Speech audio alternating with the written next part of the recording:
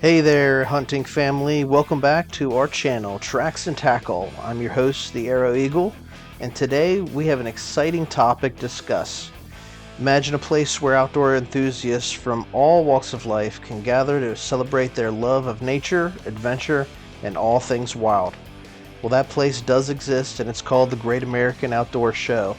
And in this podcast, we're going to take you on a tour of this incredible event and show you how it unleashes the outdoorsman within us. So grab your hiking boots and let's dive in.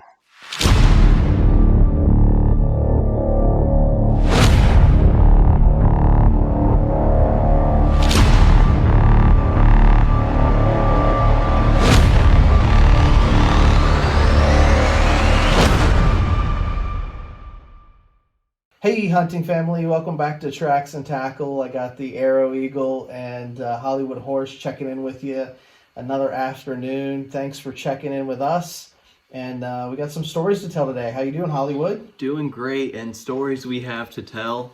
I know you were pretty played out yesterday, that all the walking, you're dealing with a little sinus stuff, the gym allergies, and it was just a long day out at the Great Outdoorsman show that the NRA put on. It's a 9-day festival that they do where everybody comes in, they go to the farm show complex here in Harrisburg, and it is the world's largest, as proclaimed. There's a lot of traffic going through, but it was just a great time spent, and we learned a lot. Yeah. Shout out to the NRA, keeping our freedoms alive, fighting for a good cause. We are supporters and members, and appreciate all that they do.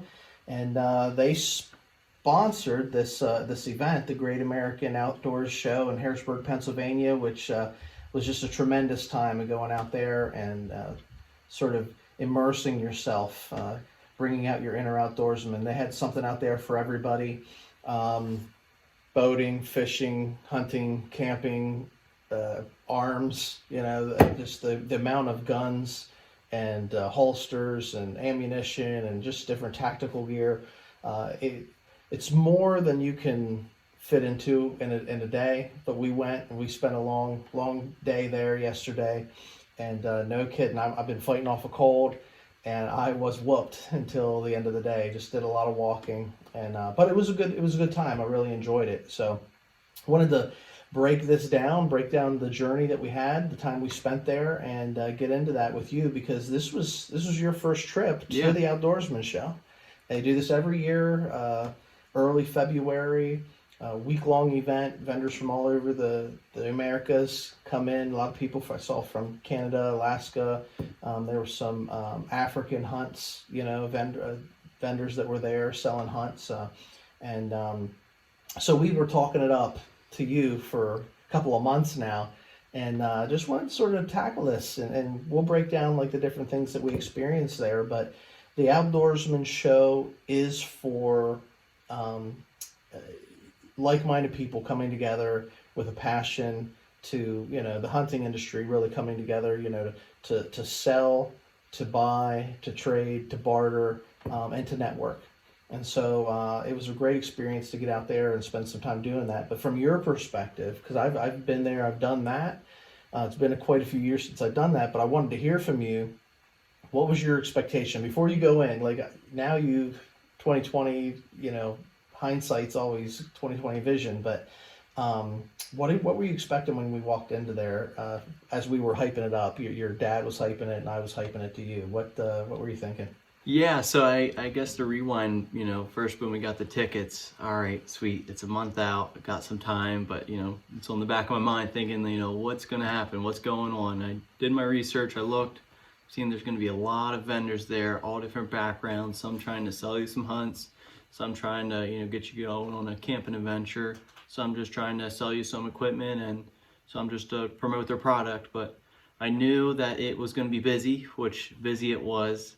So as time got closer and closer, on the Fridays I have half days. Mm-hmm. So having that half day and knowing that we were gonna hit the Sportsman Show right after, I was getting really antsy. The last person I worked with for the day, he was an avid sportsman, so we talked to each other's ear off about it, and as soon as that was done, closed my computer, didn't even finish work. I pushed it off for Monday and That'll be there on Monday. got in the truck and then met up with you and we were on our way.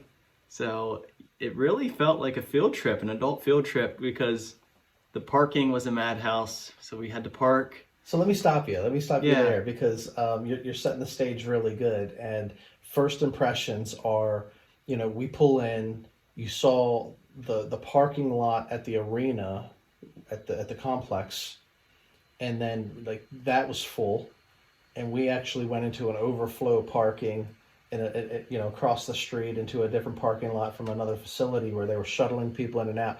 When you saw the parking situation, did that change like the scope? Because we were saying about how many people come to this event, but did that like make any type of an impression on you when you saw like how many? Because I remember pulling in the parking lot, you're like, there's a lot of trucks here. The parking lot was filled, essentially probably 95% trucks, and you get your occasional Toyota Corolla or Yeah. little family SUV in there. But no, like I said, I knew it was going to be busy, but I don't know. It's like getting ready for the football game. You got some time to mentally think about it, but when it's you run out on that field and you see the full stadium and the adrenaline starts to pump. And I'm a small town guy. Yeah. When I go to the grocery store, I see probably 10 to 15 people. I don't mind my peace and quiet. So when I went in there, I see all these traffic, and especially when we first got into the building, it's just like, whoa, there's a lot of people. Yep. And you said it multiple times. I was thinking about saying it to you, but there's a lot of cross traffic, and you don't want to walk into anybody. You don't want people to walk into you, but you got to get skinny. There's a lot of you got to shoulder move bumping. your shoulder, or you bump into someone. You say your sorries, but Yeah, I was bumping into all. I was thinking as small as I could, but I got broad shoulders, so yeah, we were doing some love taps just walking through the aisles. But first impression, I was like, I'll be honest, I was a little overwhelmed. All right. But like, it's like, we're here, this is it. So I was just trying to process everything. I think in the first 15 minutes or so, you were asking me, we came up with the game plan of the first arena that we were at was just to slowly walk around the outside, Yep. which was where all the trucks, the four-wheelers, and some of the heavier equipment was. We were trying to figure out how in the heck we were going to haul this stuff home. Did a perimeter check, and questions started popping up like, now how do I, in my mid-sized Toyota Tacoma, how do I haul home a trailer with a side-by-side and the bass boat that we were all planning to buy, right? Right. So, yeah, I went into, it's funny because, we laugh about that, but, I went in with, you go into a place like that, it's like a kid in a candy store, because there's so many vendors, so many cool things. Whatever your niche is, you're going to find something that's going to, tickle your fancy. And so I had a little bit of money stored away that I was planning on spending. I knew that I had a little bit of money that I'd be willing to part ways with, and it wouldn't hurt the wallet too bad. But when you get in there, it's like, man, like I said, we did a perimeter check, and then we sort of dissected the entire area, section by section, before pulling the trigger on any purchases. I know that we ended up, and we'll get into this later, on a couple of things that we did buy, but just going through and taking the time to visualize everything. And in addition to visualizing everything, talking to people, just getting to know people and stuff. And then we went through in the back end, once we've waded through the masses and the sea of people, back to the places where we thought we might want to make some purchase and things. So, yeah, it was definitely a good experience, an overwhelming experience. I see a lot of people on social media saying that they would be there, that they're stopping in, whether they were vendors or visiting and stuff. And it's just this atmosphere where your inner outdoorsman comes alive, and we can all come together. And a lot of Trump supporters. So Trump was scheduled to be there on Friday night. We were out there on Friday during the day. And so, and amongst of just all the outdoorsmen, who a lot of us are, red-blooded American patriots, you had just red-blooded American patriots showing up because they wanted to get in line for the Trump rally when he spoke to the NRA on Friday night. So that was really exciting, and there was just a buzz about the building. all day long. So And I just knew how serious this was, that it wasn't amateur hour. It wasn't some amateur show when we park and there's a big coach bus waiting to be filled before it, travels across the road to take you to the entranceway. So. yeah, they did it right. They did a great job. It was really an enjoyable time. So, well, we talked about expectations a little bit, and what you were anticipating. Let's reflect on reality. So from what you were thinking it might be to what you experienced, what were the contrasts in that? Yeah, so I guess I got the busyness that I was expecting. Right. I didn't really realize the sheer number of vendors in the stands. I looked at it on the map. Looking at the map, it looked like a mini Manhattan with every stand and every side street and alleyway that you could go down. But all in all, I think they covered all aspects of the avid outdoorsman well. Where we first started, there was a lot of gun stuff. So, for your recreational shooter, likes to targets, there was all sorts of barrels, stocks, and bolts. This isn't where I was well versed. So when we started there, I kind of felt lost. Even there's just a lot to learn. Yeah. Even when you know a little bit, it's like I say. Like sometimes I know more than the next guy, but there's the next guy out there that knows more than me too. And so, yeah, when it comes to your tactical gear, firearms, that sort of thing, there's a ton of stuff out there that there's a lot of guys that are a lot smarter than I am out there when it comes to that. Yeah. Yeah, and just walking through, I guess if we just want to say the first arena, that was primarily what was there, the firearm meatheads out there.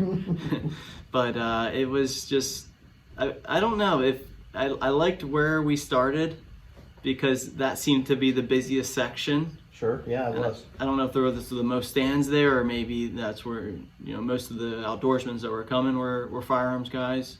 But what I realized a lot through the whole journey there, I had a lot of wish list items that I kind of forgot about.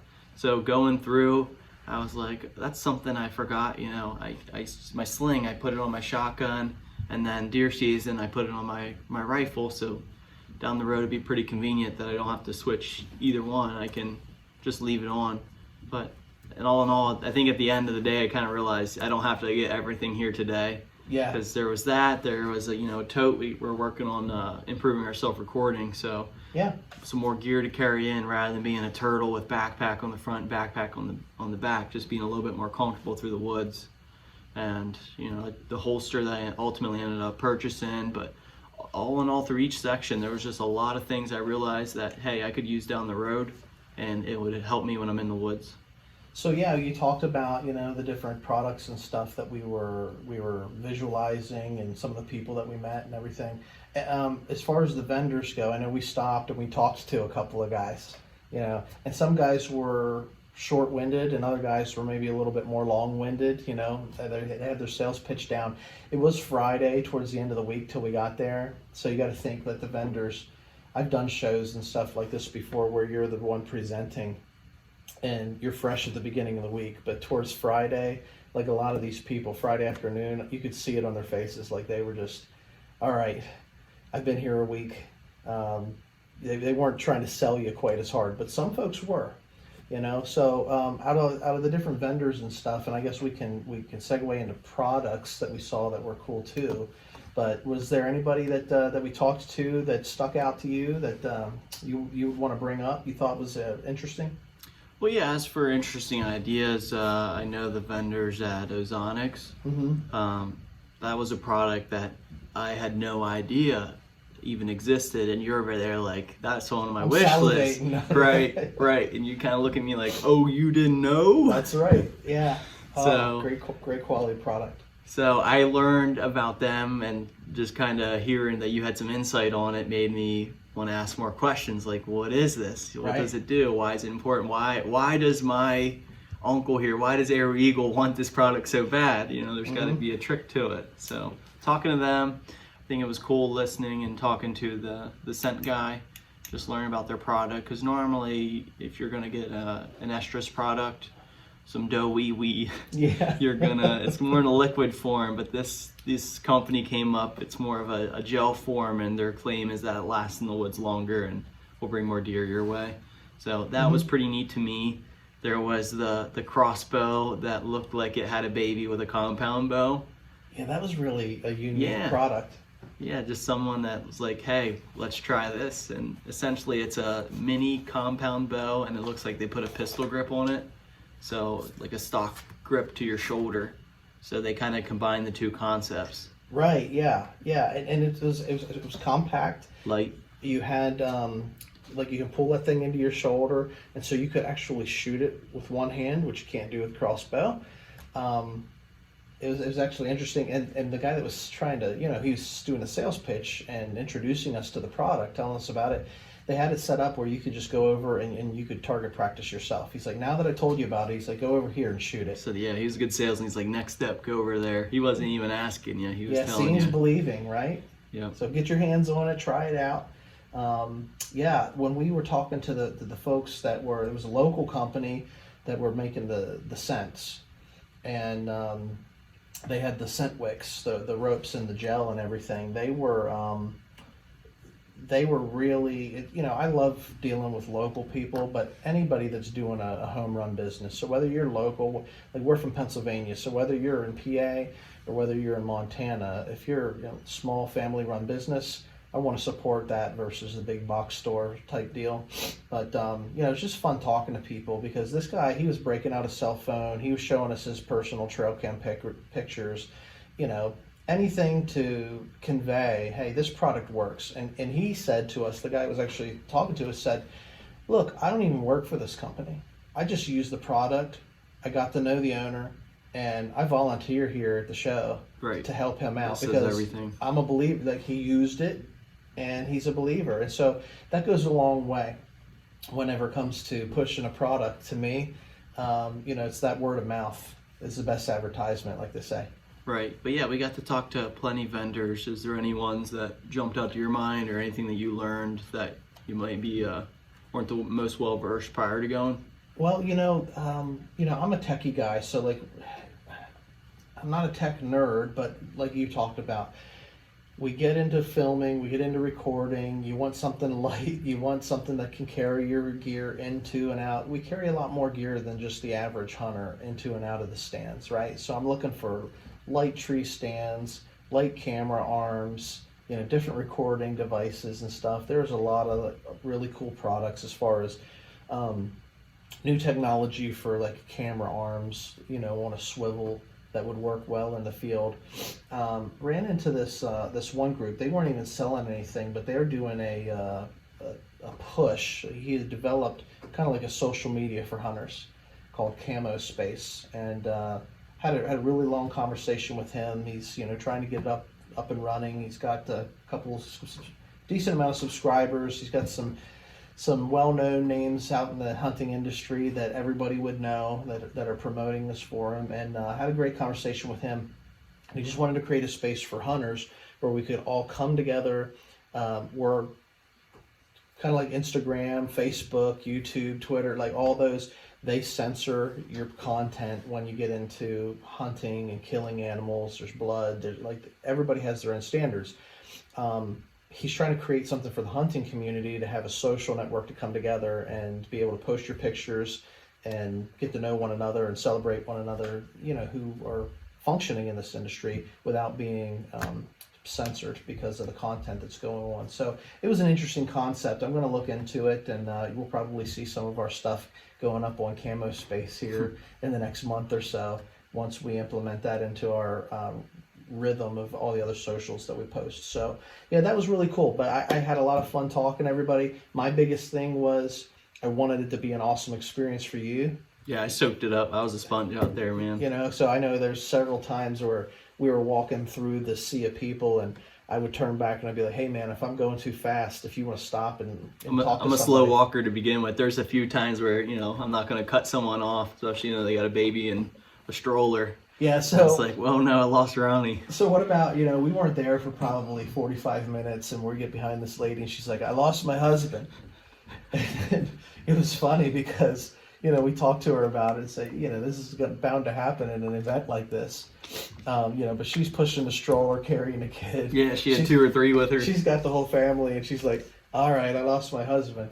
And you had said to me after we had, walked on a bit, you're like, I wonder what the over under is on how many wives we're going to hear that from. And I don't know, maybe an hour or two later, I heard another lady in passing, we're walking through. She's like, I don't know where my husband's at. So, we're just like big kids when we go to events like this. Right. All right, cool. One thing that I think you can agree upon that camo space, and there's plenty of other vendors, is there's a lot of stuff people came up with and are like, why didn't we think of this? Yeah. Like that one product that's just a simple clip hooked on a belt, but you make an attachment on the compound bow, and you can put it behind your back here. You can put it on your hip, like you have your tool belt and you're putting your hammer in there. Or, the back of your car, you put on the headrest, just more convenient for travel. Mm-hmm. But there's a couple other products out there, like people actually thought of this, and people are actually making business and doing well for themselves with this, like that bow that we talked about. Yeah, like the old phrase is necessity is the mother of invention. So like when you're in a pinch and you need to figure out something, it's kind of like us setting up the studio here. Like, all right, let's figure it out. We might not have camera stands and mic stands, and maybe we don't have all the tools that we need, but we manufacture it so that it works. Yeah. But all right, now I know I have a need for that. I have a need to like carry my compound on the back of my truck seat. How can I formulate and fashion something that I can do this easily that will sell on the market? And that, as well as like when you get into like the calls, like the turkey calls, the duck calls and all that, like I love walking through that section because you got everybody's like practicing hammering down. They're hitting goose calls, we're hitting duck calls and stuff. I love duck hunting. We don't have a lot of good duck hunting like where we're at, but everybody's got their own. I mean, it's the same concept, but everybody's got their own product, and everybody's this is why my turkey call's better than the next guy's.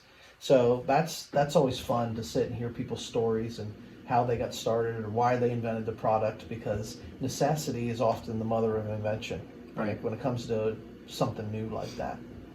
So, anything else on vendors or products? I just thought it was pretty cool if these vendors came from all over the world. Yeah. You touched on the Canada, the Africa. There was a lot from out west.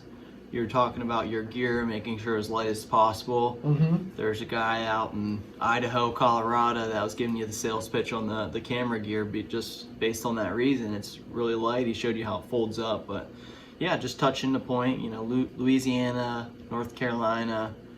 Just trying to think what state I didn't see. I don't know if Florida made an appearance. Yeah, well, I'm sure they were there. I mean, we're talking to guys from Kansas, talking to guys from Idaho, Wyoming, But that's the thing, like hunting's universal. Right. Fishing's universal.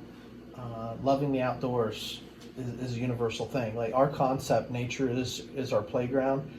It's not just our concept. Yeah, there's no bounds to mean it has to be done here. It can be done wherever. Exactly. It doesn't matter where you are. Like life is better outdoors. Yeah. And so, it's just great to see everybody come together and in such volume, for the industry to come together and things like that. But like anything else, like we commercialize everything, Right. So if people are there making $1, when it comes down to hunting, I'm going to hunt my hunt, you're going to hunt your hunt, we're going to shoot the deer that we're going to shoot. We're not trophy hunters. We're not big farm owners. We're just like two guys that blue collar jobs that we love sharing our stories, and that's why we do what we do. But after having our last episode where we were talking about the deer hide, getting into that process of tanning a hide, it was really cool to see all of the furs. Oh yeah, 100%. Because these guys are like professionals, right. And they were like really awesome, sweet looking red foxes, coyotes, just about anything that you wanted, raccoon skins. But it done really well, reminded me that we're novices. Right, yeah, especially with the hide that we recently did and now our shed hunting. We can get into that another episode. Yeah. But every time I saw something, like kind of nudging Ronnie, like, hey, look, check out there. Hey, there's some camera equipment. Like, look. I know he saw it for sure, old Equalizer over there, but, yep. Just to prove a point, like, there you go, buddy, it's right there. That's what you need as a friend, just to egg you on. Yep. you can buy, like, there are guys there selling antlers and selling taxidermy and that sort of stuff. Like, for me, I don't know that I necessarily, I don't know, I never really thought about putting something on the wall that I didn't harvest myself, Yeah. but there's a nice elk hanging on the wall that had a price tag on it, and I thought that would be awesome. The moose. Moose horns. I said, like, that would be awesome above the fireplace at my house. Right. But no one's gonna ask, did you buy this? They're gonna assume that you shot it. I know, but I mean, there's just inside, like, that's like hunt your hunt. That mentality of, I don't know, I would know that Right. I didn't harvest that animal, and I'd have to get permission from the chief at home to make a purchase like that, or else I'd have a moose head sitting in the basement somewhere, Right. because I'm not allowed to put it on the wall. So there's an understood hierarchy at our home. Right. So- So all right, hey, we went through when we first got there. Mm-hmm. We went through the gun section. I saw a few wish list items. I had to take a bathroom break. Finished up. Compose your thoughts. Yeah, we had to recompose our There's thoughts. a lot to take in. I think my feet were hurt. We were there for probably 50 minutes, an hour. We looked at the clock. We got there around 12. It was about an hour, but the feet were starting to bug me already, and it's just like slow traffic. It's probably the busiest of the sections. So Yeah. you just want to walk through where we went to next, what you saw, your expectations. Yeah. So first section that we bruised through was that firearms section, tactical guns, ammo, that sort of thing. Big section, a lot of vendors. From there, we hit the archery area, which is, we're both really into archery. Not as big, not as many vendors, but that's where I started to geek out on stuff. Yeah, we because could that's really the stuff that I wanted to, really look into. Yeah, we could talk to the people, and that's where first stand on the right, because we just decided our plan was each where we went, let's check out the perimeter first, check the scene, and then snake draft all the way through it. Right. And that's where you bumped into Ozonics right away. So the first vendor in there was the Ozonics stand, and I started talking to the one guy who was presenting for them, and I've been putting off getting an Ozonics unit, I don't know, 5-6 years. Every year, I think I'm gonna spend the money, but it's a couple $100 for it, and I killed deer without the Ozonics unit. For those that don't know, like, the Ozonics unit, what it does is it creates like an ionosphere. You put it in a tree above you, it runs on a battery, and it kicks out these ions that create an umbrella to the molecule. At the molecular level, it eliminates your scent.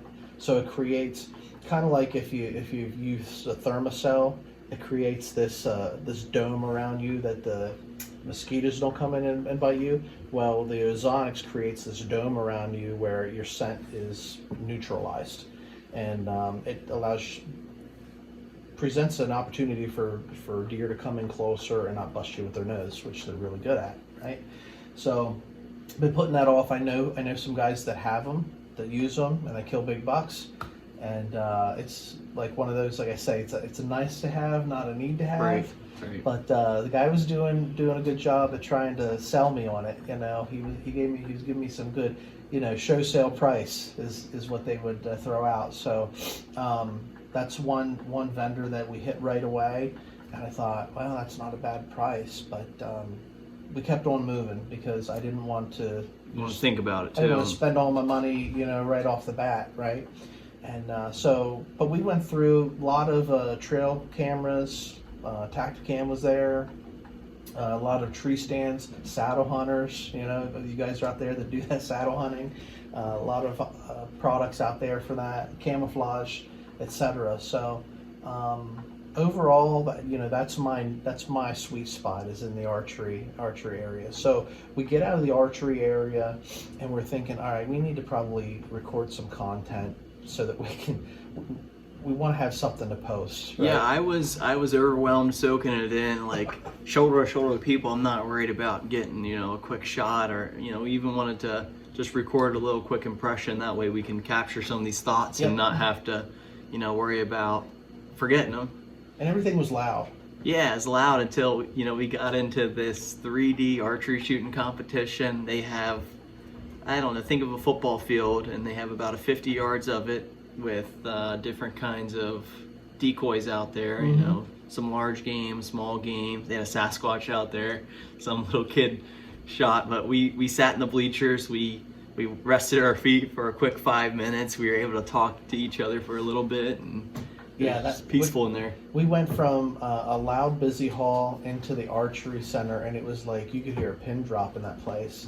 And we're like, man, I don't want to come in here like talking really. Yeah, how like, obnoxious I had to would that drop be? my volume of my voice, you know. But you know, folks are in there shooting. You know, it's a 3D archery competition, and yeah, it was fun because they had people of all ages in there. You know, youngsters. You know, getting started. I remember shooting the bow when I first started. I was probably like 10 or 11. You know, I wasn't even hunting yet, but I was shooting the bow just to practice with your dad and my dad, and so it's fun seeing those youngsters in there shooting the Sasquatch targets and stuff like that. But yeah, we got a rest in that place, and then we went in and we started hitting some of like the main halls. You know, get into the duck calling, the fishing section. Volume definitely changed when we went in there. Yeah. A lot of boats. You know, geez, the size of some of those boats and stuff. I mean, I wonder how many guys actually go in there and drop a purchase like that. Yeah, not me. You said about, I mean, there were vehicles, there were like the trucks that were all tricked out and stuff. Who goes to an outdoorsman show and buys a pickup truck? But somebody does, obviously, or they wouldn't bring them. I was willing to spend a few bucks, you know, first outdoorsman show. I'm gonna treat myself a little bit, but I wasn't ready to drop it down on a boat yet. Yeah. Well, you know, we had some good conversations with different folks. I know we talked about it a little bit. Towards the end, we got into the different outfitters, you know, which for me is fun. Like, I don't go on a whole lot of hunting trips. You know, I hunt local a lot, but you know, I wouldn't put it off if I, you know, met the right guy, had the right setup, had the right price, and the right timing. You know, I'd love to go out west and hunt elk. You know, that's on my bucket list to do. And we've gone down south a time or two, and you know, done some whitetail hunts down south as well. So, you know, we were just, as you said, snaking our way through the window alleys and shopping stuff. You know, we were talking to different vendors and stuff. A lot of really good taxidermy. A lot of really cool. Anything that you saw that stuck out to you as far as the taxidermy? One guy, he does a school, and he was we didn't get the chance to talk to him. He was talking to somebody else, but he apparently he teaches people how to do it. So, did you see any work that stuck out to you? Yeah, what was it? There was like a wildebeest with like a lion jumping on its rear end, you know, clawing it to drag it to the ground. There was a buffalo with two coyotes basically doing the same thing. It's just, wow, attention to detail. And you even pointed out the one to me, which, you know, I might not have seen that part of the art. Just taxidermy to begin with. It's beautiful. I know it's time consuming to, you know, overall finished product, but this was an art form. It was an antelope that we saw, but it was bedded on the ground, but you could see the wrinkles in the cape. Yeah. You know, just the way we're sitting here, it might have a few wrinkles in her belly. But, you know, just that they took the time and they put that in versus, you know, making it smooth. Just jumps out to you, the attention to detail. Made it realistic for sure. Some of the lions and elephants, you know, how massive some of these mounts were.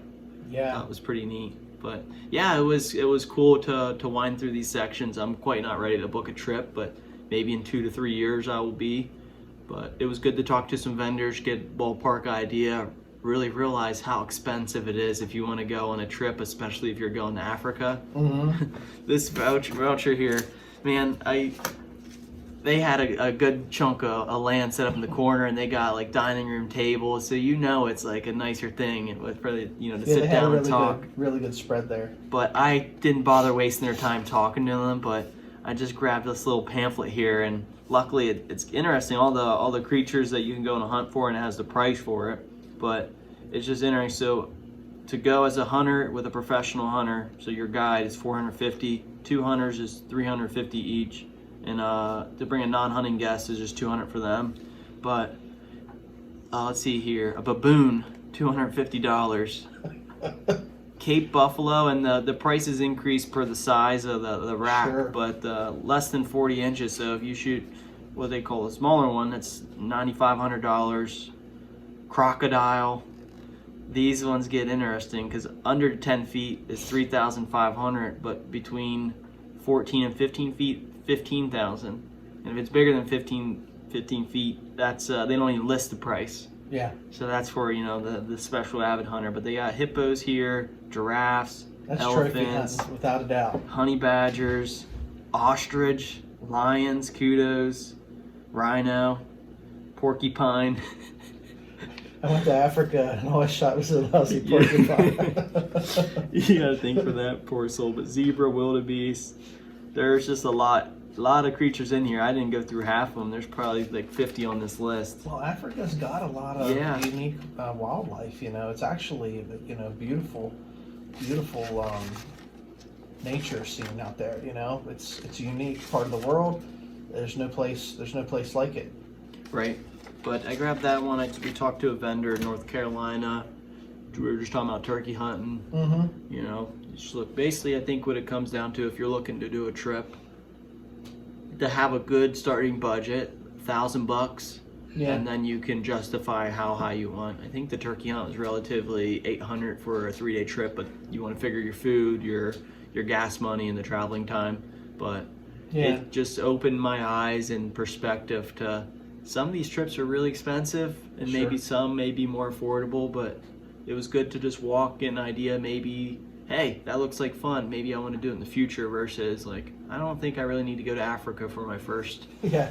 guided hunt. You know, let's start, you know, maybe out west a little bit, or, you know, maybe down the Smoky Mountains. But just perspective was the biggest thing I learned from that setup there with all the vendors. Well, it's kind of like we said at the beginning, where we're going, you're doing recon on, you know, how do we absorb everything. Yeah. But the trip for you, being that, you know, like we started saying, it was your first visit there, you know, there's a lot of things that you hadn't seen before, right? And so the whole trip was probably a little bit of recon, is what it sounds like, you know, because you're taking in information, stuff that you just don't know what you don't know. Right. You know, so yeah, it was a really good time. I wanted to follow back because, like, once we hit all the vendors, you know, and we got something to eat, complained about our feet hurting a little bit. Let's rewind. We got to sit down and lunch a little bit. Yeah. We'll rest the feet. Let's walk us through your lunch. So, you know, you're gonna go to the food court. You know, you're gonna spend a pretty penny. More than you know? want to. And I don't want to badmouth any of the food vendors there, because the food was good, it tasted good, but, you know, a little bit overpriced. But you know, I wanted to get myself a cheesesteak, and I'm thinking, I wonder what kind of cheesesteak I'm gonna get here at the farm show complex. It's basically, you know, $10 for a couple of little slab of meat on a hot dog bun with some cheese on top of it, you know. So it tasted delicious, but I don't know that it was $10 worth of meat that I got in my bun. But it was enough to refuel me. Yeah, you know, same. it was just enough to get me like charged up, and then once I got a drink, hydrated myself, I was ready to go a little bit more. Yeah, because we were both hungry. I could tell you looked wiped out. My feet were killing me. Your feet were probably killing you too. So got my food. I wanted to get a milkshake. Milkshake was pretty good, a little bit on the thicker side, but I was able to kind of sit down, rest my feet. You had to run to the bathroom, run to get a Powerade, and by the time you did all that, you were kind of like, all right, let's go. So Let's tackle it, man.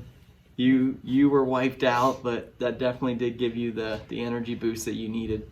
Well, yeah, fighting a head cold, you know, I guess it was a head cold. I don't know what I've been fighting this week, but just that little bit of, you know, walking around, even though it wasn't strenuous or whatever, you can tell, you know, my body was, was feeling it. You Just know? fighting. It was definitely fighting all day long, and so didn't have the normal stamina that I usually did, but been looking forward to the trip, and I'm glad that we went. We did make a couple of purchases. Why don't you tell us a little bit about a couple of things that we did circle back and that you pulled the trigger on? Yeah, so circling back after we went through all of our sections, I've been looking to get more aggressive about my turkey hunting. I have a few calls in my arsenal, but it's always not bad to expand. Yeah, and So, never have another too many. Yep, I got a few mouth calls. I know I need a lot of practice on, but it was kind of nice talking to the vendor there. Kind of went in. I didn't tell him point blank, like, hey, I'm relatively new at this, but I asked around. I was like, hey, what's your favorite call here that you use? And then he filled me in a little bit, and tricks and strategies to use it, and how to make it last longer for your shelf life. So I got two of them, figuring I'll use one. The other one I can package away and save for when I need it, especially if it's a good product. So I've been practicing with that a little bit here. I have a hard time, like football, you put your mouthpiece in, sometimes you gag, but just keeping that mouthpiece in there. I'm still working on how to use it, but like anything else, it just takes practice and time. You say, what, 10,000 hours to Yeah, now's the master time of craft. year to buy if you're going to get a new call, like a mouth call, because you got a little bit of time before season starts so you can practice. Right. So yeah, you did good on that, and he did a good job at the sales pitch. Hey, this is the one I like. This is why I like it. This is how I take care of it. So yeah, that was a good purchase. Yeah, and then we looped back around to the archery section. You ended up pulling the trigger on the Ozonics, and I thought it was such a great product, great concept that I never knew before. But they have a car unit that you just plug into the cigarette lighter. Is that what them things are called? Yeah. Plug in the cigarette lighter, and you're supposed to defumigate your vehicle. So I had that testing on the drive home, and it seemed to work. Yeah, back in the day, I guess cars still have the cigarette lighters. We use them to charge phones and things like that, but people used to smoke. And I mean, they had ashtrays in their car, and you push that cigarette lighter unit in, and it would be blazing hot, and you could light your cigar or light your cigarette. But I guess like your generation and the generation that's alive today, like the kids growing up, they're not used to seeing that as much. It's like the wormhole diggers. Yeah, it's just it's gone the way of the past. Right. So pulled the trigger on that. I know you got yours. You got a nice free hat with it. Yeah, I got a free hat with a pretty large expensive purchase. So, yeah, I mean, I don't know. I've always wanted to get one of the Exonics units. I did pull the trigger on it. They gave me a really good price on it. I don't know. I didn't do the math, but I want to say probably 35-40% off of what you would if you went online to get it. And I wanted to get a T-shirt, but they, being the end of the week, they didn't have a shirt my size. I'm like, come on, you got to throw in some swag. I just dropped a couple bills on this toy, and so I got a pretty expensive free hat. So yeah, I'll sport it because I believe in the product, and I'm really excited. I won't use it for a couple of months. It'll be September, October until I get to break it out to really put it to the test. But I know guys that have used it, and it's that word of mouth, right? You got to wear the hat to get your money's worth out. Yeah. So I'll be wearing the hat just to get my my purchased product return of investment on that. So yeah, that was good. And then we circled back through into the tactical area. I know you wanted to get a holster for your pistol. Well, we got to rewind a little bit. I found the product that I didn't know about either in the archery section, and what it is. Oh yeah, I forgot about that. Yeah. So for me this year with the compound, I was really eager to get it out. The previous year, broke my wrist, wasn't quite healed to be able to draw back. This year I wanted to hone it in. My vision's getting worse. Can't use my peep sight with his glasses. It's just not in the way. Been doing some self-research on how can I fix this problem, but never really took action to it like a lot of things. You got a crossbow, it's working. So, yeah. But you want to hunt with the compound. I get it, man. But anyways, what this tool is, it eliminates the need for a peep sight. It's, I don't know, like a 2-inch piece that's like basically like a magnifying glass that you mount, and it goes right in front of the sights. So you draw back to where you normally do. Maybe I'll have to do thumb to the chin, like I used to do with the kisser button, and then you line it up and it magnifies stuff. So if I wanted to wear glasses, I could use this tool. If I didn't want to wear glasses, I can use this tool. Yeah. But I'm excited to try it out. It's something that's new, and I've been eager to work on getting my bow shot in and utilize it out on great white tail American hunt. Yeah, well, it's the summertime, and as soon as it starts to warm up a little bit, like let's get the bows out, because Yeah. there's no time like the present Right. to get the bows out, and let's get that thing shot in, because I'm excited to see how that works too. Right. Pretty cool product. I forgot all about that. Yeah. You getting that thing, because you talked to the guy, and it's another one that we circled around later and came into and got. So Then we went to the tactical section. Yeah, and like we touched on earlier, is there's a lot of things that you think and you forget that, hey, I want this, but ultimately what I wanted was a holster so that I can carry when I'm walking in the woods, when I'm training the dog, and just when I'm going to be out in the wild a little bit more, and maybe even just on my daily commute. So talked to a couple different vendors. I found a product that was in my budget, and he was a good salesman. I think he almost got you in the sense of he was trying to sell me some of your wish list stuff that I would like to have, and I almost ended up spending a little bit more money, but you pulled me away just in time. It's good tag team partner there. We got his business card though, but essentially what he was selling is just a magnet that goes on, so you can attach under your desk, or you can put it under your steering wheel, wherever you see fit that you want to conceal, that you can put your firearm. Yeah, very good, man. So any last thoughts on the show, on the experience in a whole? What was your major takeaway? Yeah, like I said, I think it was what I expected going in. It took me a little bit to settle in and kind of just relax and then truly soak everything in. Even pass through, they were doing some seminars, but this guy was talking about snakes. Yeah, I mean, that's the one thing that we didn't touch. Is we didn't sit through any of the seminars, and they had them all week long. A lot of really intelligent people that are well versed, and I mean, they even had, in fact, they had a little section set up where you could pay $6 for 5 minutes of trout fishing. And it's like fishing out of a barrel, but it's something fun for your kids to catch some fish, and it was fun watching that stuff happen too. Yeah, we walked through and there's just loud noise because this guy's counting down, and he's just being a good sportscaster. Yep. We're like, let's follow that noise. So we got rid of our snake path and we went directly beeline towards him, and it's pretty neat to watch for a little bit. We debated getting Air Eagle in there for a little bit just to get some content, but we didn't want him to show up any little kids and make them cry. Pay you $6 to get in there and show these little guys how to catch fish. Right? I know.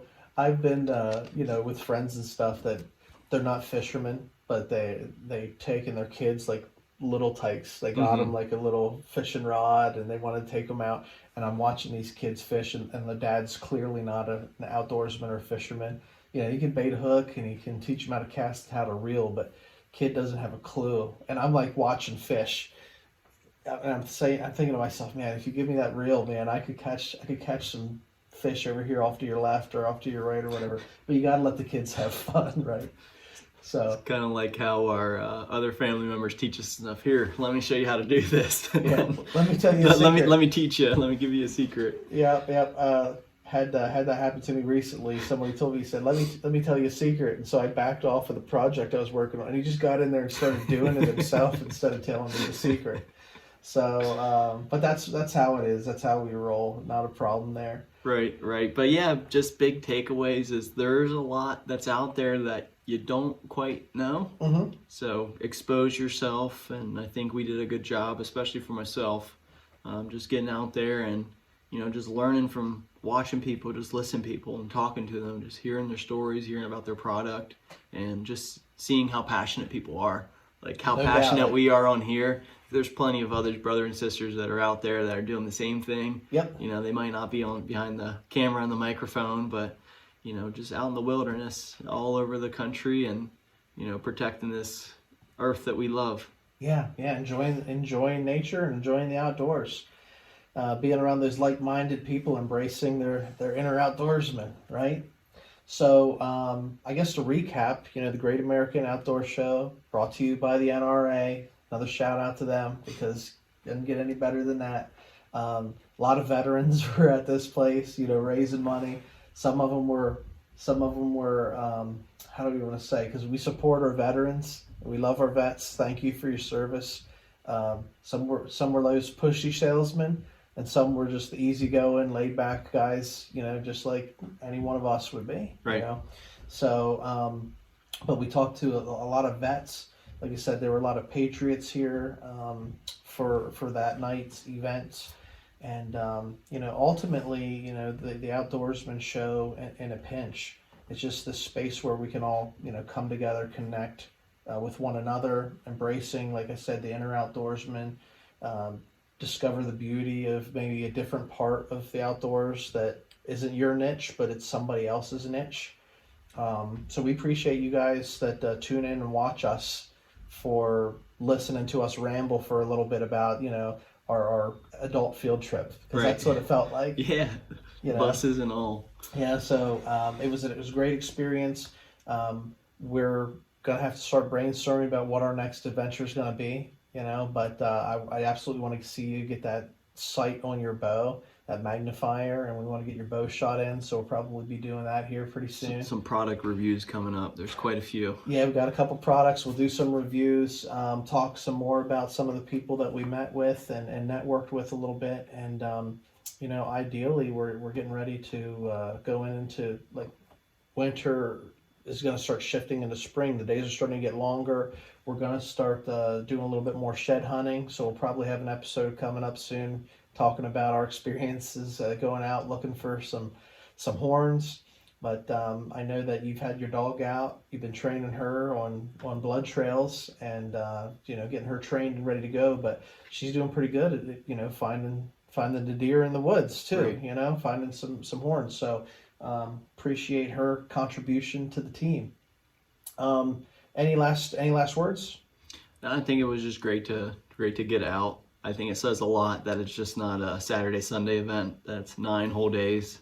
Yeah. And you have vendors with a lot of stuff that are basically saying, sold out, or some of them, you said easy going, hey man, how's it going?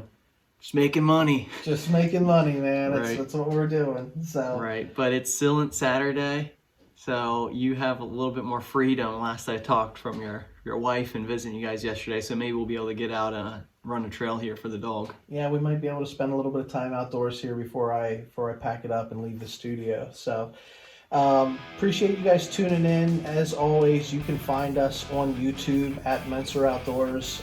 We are Tracks and Tackle. Our handle on Facebook, Instagram, wherever you find social media, you can find us at Tracks and Tackle or at Mentzer Outdoors.